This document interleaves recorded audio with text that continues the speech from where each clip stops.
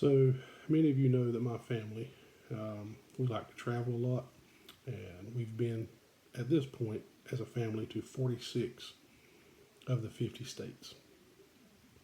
A few weeks ago, we took a trip, and a part of our trip carried us to Beckley, West Virginia, to an exhibition coal mine where we were able to go underground and see some of the mining stuff.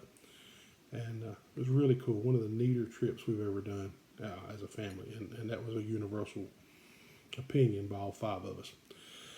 While we were underground, the fellow leading the tour, he turned the lights out and showed us how dark it was, and he was talking about the different types of lighting that the miners would have used, from kerosene and then mixing it with bacon grease, and then later on the calcium carbide lamp. And so he brought one of these guys out, and he showed us the calcium carbide lamp, and in the process, he lit the thing. Now this one is made by Just Right. It says made in the USA. It's got a patent number.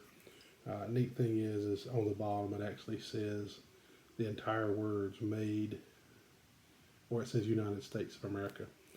So he's describing this thing, and he actually lit it underground, turned the lights out, and showed us how bright it was. And during the course of the demonstration, he looks at us and he says, "And we sell these in the gift shop." And immediately Beth looked at me and she said, "You got to have one of those, don't you?" I said, "Yep." So we went in, and sure enough, I bought this little carbide lamp, which would have sat on the miner's hat or helmet. And it's pretty neat.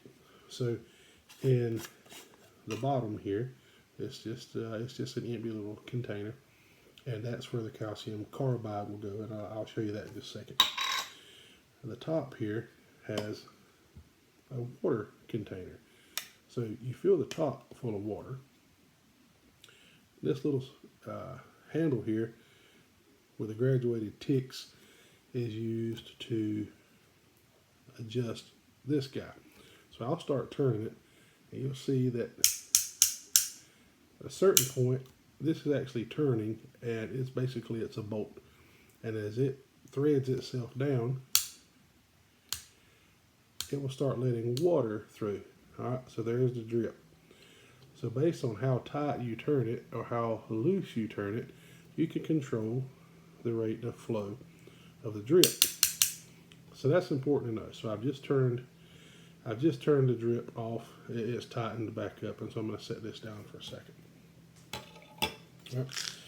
You have to buy calcium carbide. Now this comes from cheapcarbide.com, and well, that's just where I got it. I'm not getting any kickbacks or anything. But the calcium carbide comes in these little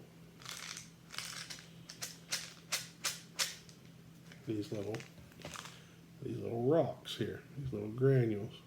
So I'm going to put, I don't know, maybe not that many. I'm going to put 4 or 5 in here because we don't want to burn forever. But calcium carbide is from what I understand, it's kind of a man-made substance. But when it comes in contact with water, it has a fairly violent reaction. Think Alka-Seltzer. It begins to foam and bubble. Well, what it makes is acetylene, which is a highly flammable gas. And so calcium carbide, I'm going to try to get my hand where you can see. I'm just going to put 6 little rocks there in here. Now, when I pick this up and I turn it and the water begins to drop, watch what happens. I wonder if you can hear it, but that is actively making acetylene. So we can close this guy up here. Now, on the front, there's a little flint, little striker, just like on on a Zippo. Problem is, this won't light until you compress the gas in here.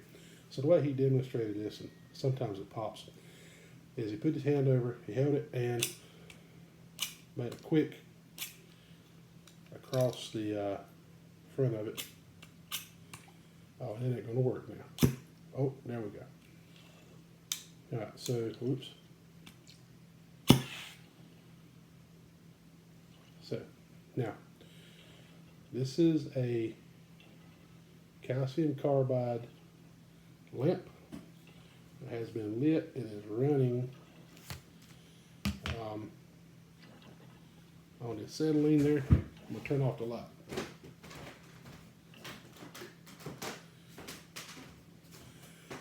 So this is now a dark room, no light, it's dark outside. And this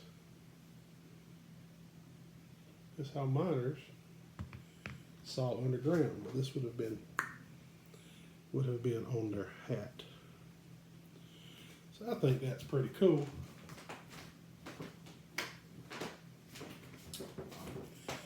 But the amount of flame you get is directly proportional to the amount of water that you're dropping in here, and how much gas the little calcium carbide is putting off. Makes acetylene. I think that is super neat. So this was made sometime, best I can determine, in the 20s or the 30s. And just didn't know how many had ever seen one of those.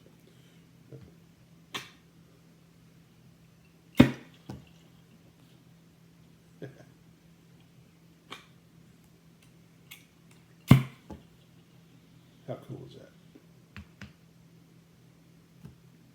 Now you know.